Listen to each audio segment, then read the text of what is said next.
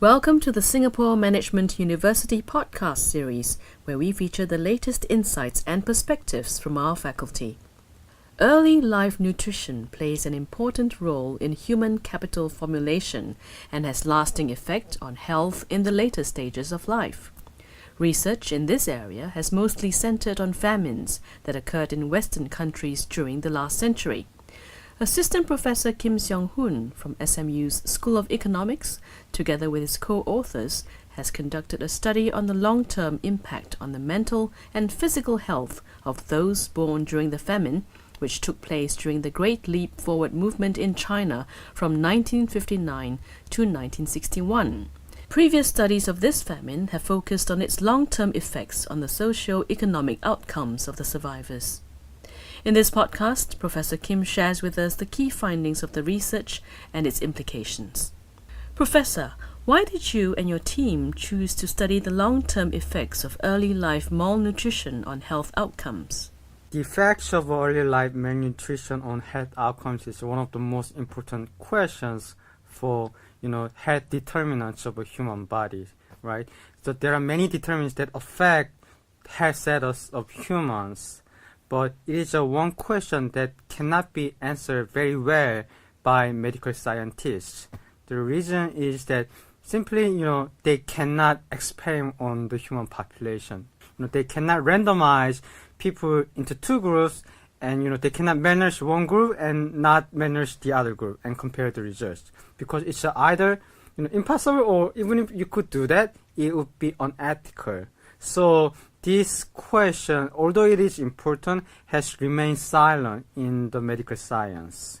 So as an economist, economists are specialized in handling the data and analyzing the data and shedding new light, new perspective on the existing data so that we can answer a question that has not been answered in other fields.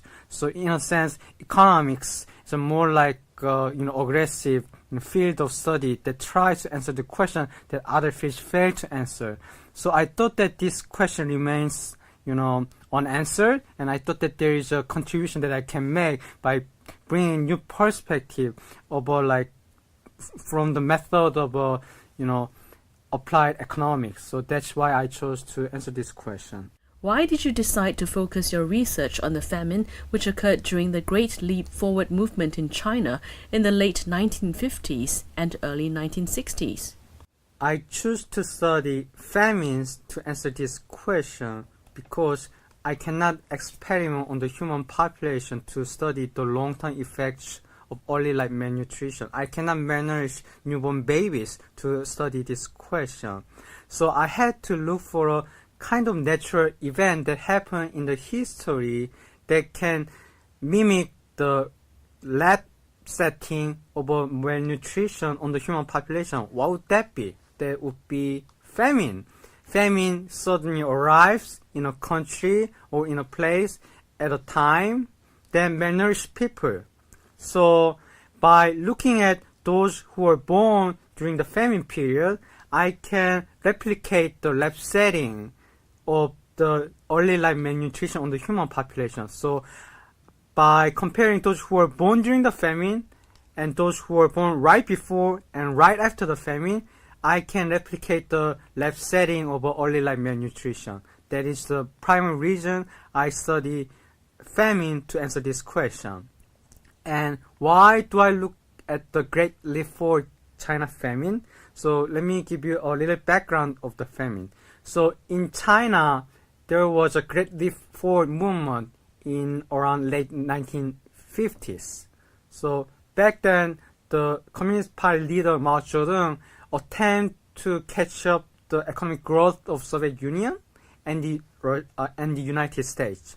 So to do so, he forced all the resources in rural areas to urban areas. And he moved people from agricultural sector to manufacturing sector or other industrial sectors.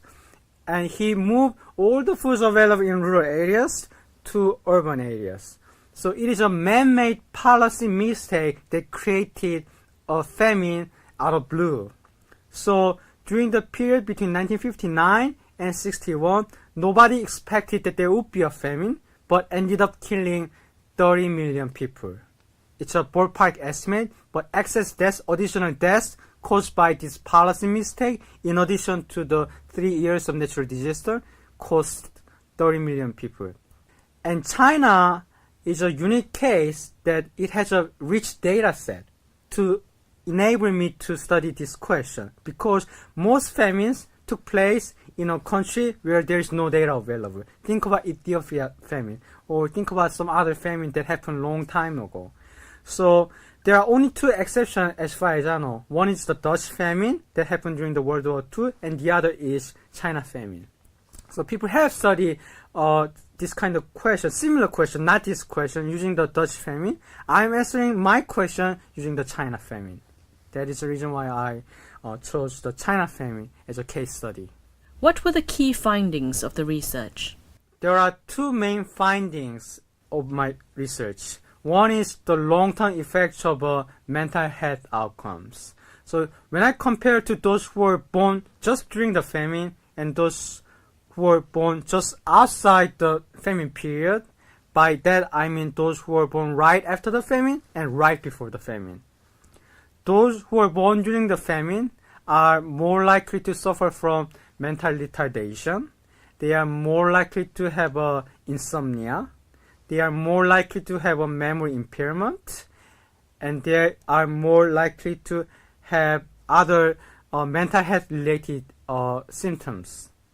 So that is a major finding. You know, an event that happened 50 years ago when people were just born or people were in their mother's womb still have a lasting effect, even 50 years after that. They are like 60 years old now, but the tragic event took place 50 years ago has a still carrying a cost to their life. That is one major finding that I have. Another major finding that we found, 18,000 people in China, is that those who were born just during the famine period 50 years ago are likely to have weight 3.6 kilogram on average less than those who were born just outside the famine period.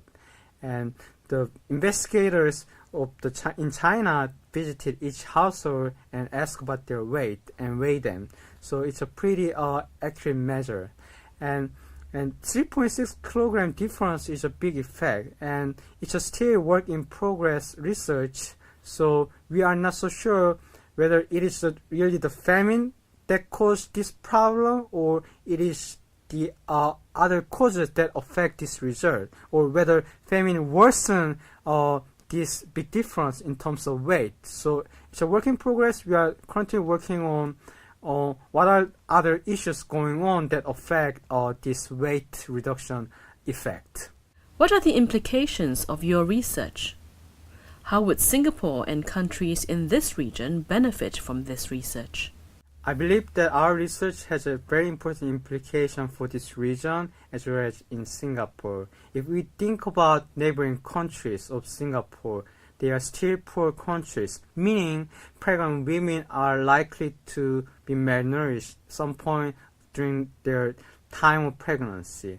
My research suggests, or my research implies, that if a pregnant women suffer from malnutrition during pregnancy, the cost of malnutrition will last maybe over 50 years, 60 years, or 70 years of their children. So it is very important to provide enough nutrition to pregnant women in developing countries. So in this sense, my research implies that the government should take action to provide additional nutrition to pregnant women, especially in poor regions. In a poor country, or the nationwide policy that provides additional monetary benefit to buy more foods, or additional in-kind benefit of foods and other nutritional supplements. And even in Singapore, I don't think that Singapore has a malnutrition issues anymore, but if you think about malnutrition as a fetal shock, there could be other fetal shocks. Think about HAGE. So if a pregnant woman suffers from HAGE during pregnancy, it could have a lasting effect on the health status of their children. There are other studies that track the long-term health effects of Chernobyl nuclear plant meltdown or the 1918 influenza outbreak in the US. So it's just not malnutrition, but any kind of other health shock could have a lasting health effect on their children. So it is important for the Singapore government to identify what would be the potential health shocks to pregnant women, and it will be important to be ready to take preemptive action to reduce the lasting effects of those health shocks like haze or other problems that could cause health problems to pregnant women. Thank you, Professor. Thank you.